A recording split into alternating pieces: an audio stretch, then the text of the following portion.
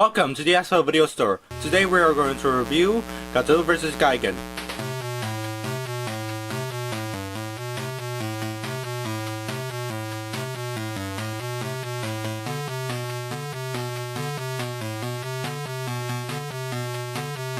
From 1972, directed by Jun Fukuda for its 50th anniversary. The story is about Gengo, an artist who has recently been hired to make monsters designs for Children's Land. But he suspects something suspicious about the park, and he later finds out the people who are in charge of Children's Land are in fact aliens planning to take over the Earth. They also send Gigan and King Ghidorah to attack Japan, but Godzilla and Anguirus are there to stop them. Will humanity be saved? I don't know. Go watch the movie.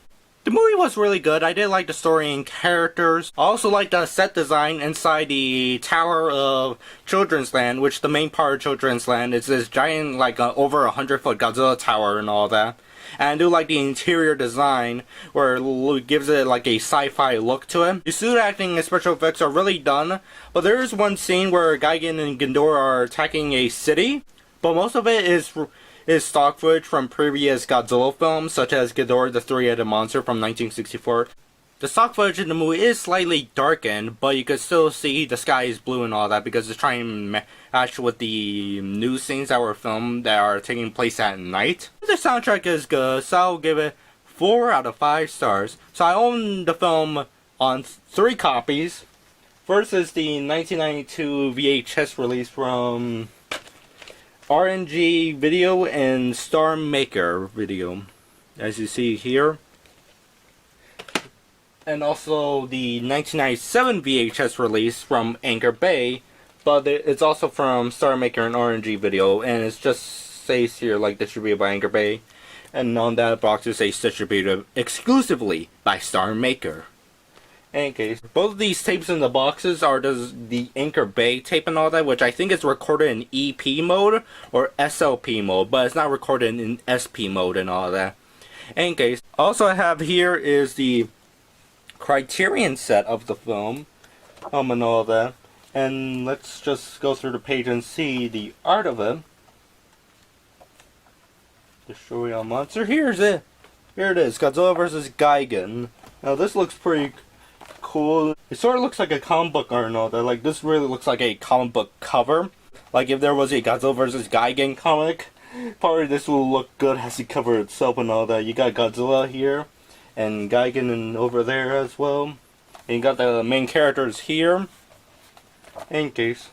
So yeah, also it's an interesting read on the little, like, right up there by about the film and all that.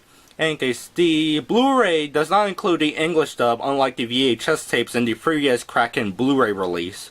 Also, an interesting thing to note that I just realized when I was writing my script is that the 1992 VHS release came out 20 years after Godzilla vs. Gigan originally premiered in Japan in March of 1972, and Godzilla vs. Gigan, the Anchor Bay release, came out 5 years after this one, which will be the 25th anniversary of the film.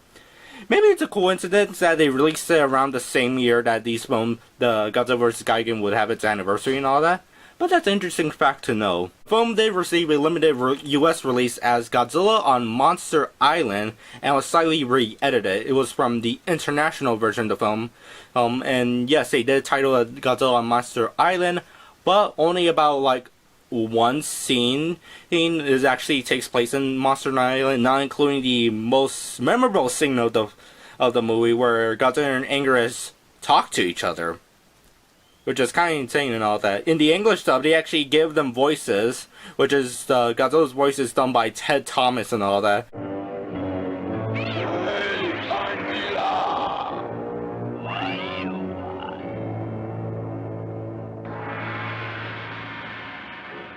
Something funny going on.